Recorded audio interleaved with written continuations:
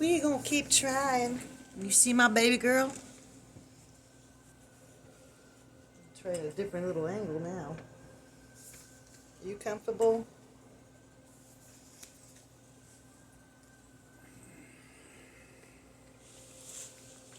Okay. He's just a boy, said the innkeeper, who was shaped a bit like a jug of wine himself. He doesn't look much older than my daughter. Well, you can have him then, the merchant said with an unkind laugh. Mm-hmm. Didn't you say... Wait. With an unkind laugh. He shoved Rindy to the ground. As Rindy coughed up dust, the innkeeper helped him to his feet. The merchant quickly closed the cart, climbed into the driver's seat, and held onto the reins of the donkey. Didn't you say your son left? He mocked. Take this one. He's included with the wine. But, the innkeeper said as the wheels of the cart spit dust at him. But, swiftly the merchant drove away, deaf to the innkeeper's stammers. The innkeeper gaped from the cart to the boy, and then at the cart again. The boy clung to his cloth bag as the cart blurred in the distance. The innkeeper stared blankly at it, and when the merchant and his cart finally disappeared into the flat line of the horizon, Master Chow, the innkeeper, was still staring. Chapter 2. Rendy's muscles were as soft as uncooked tofu, and his face as friendly as an angry tiger. But Master Chow said finally, I do need someone to help with the chores in the inn. A chore boy? Rendy scowled with scorn.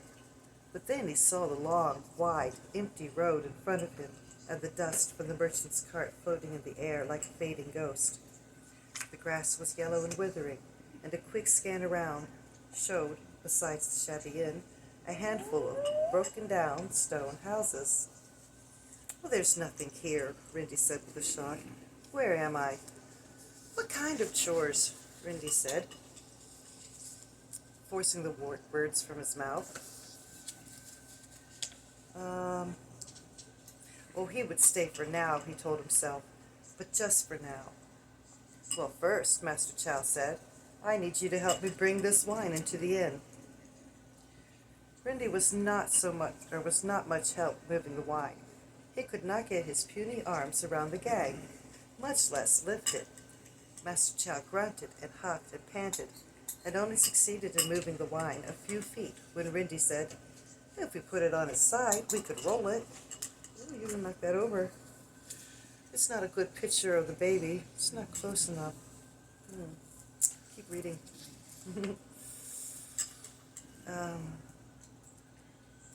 Master Chow stopped and said, what is your name? Rindy. Well, Rindy, Master Chow said, that is a good idea. Rindy's dark frown lightened.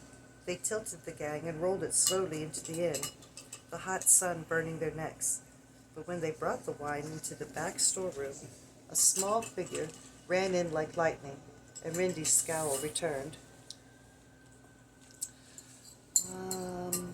It was Master Chow's young daughter, Paye.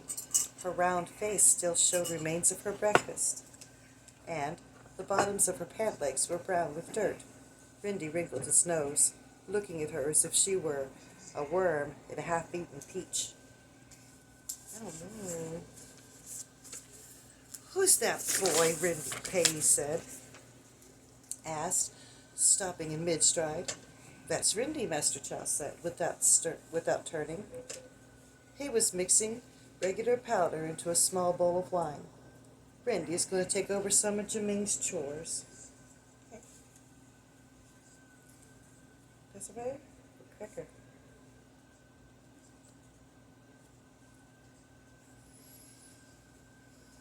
Rindy, this is my daughter Paye. Rindy stiffened and rolled his eyes away from her in contempt. Paye's eyes narrowed. However, Master Chow seemed not to notice, and brought Paye in front of him. He gently pushed her tangled hair from her cherry blossom pink face. She stood as still as a carved statue.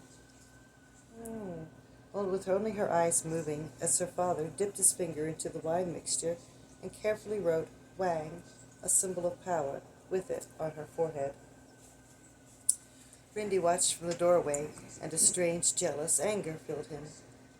Well, that should protect you from the noxious animals, Master Chow said to her and sighed. The day of 5 poisons already. Spring was hardly here, and now it's summer. Pei didn't answer, for her eyes were glued on Rindy in the doorway. He had been making rude faces at her, pretending to be each of the 5 poisonous animals: snake, scorpion, centipede, spider, and toad. His last impression was of the noxious toad, which he made by bulging his eyes and sticking out his tongue. "Why is that boy here?" Pei said, her lips pursing. "I told you," Master Chow said. "With Jaming gone, we need someone to help with the chores." "We don't need him," Pei protested. "Jaming will come back."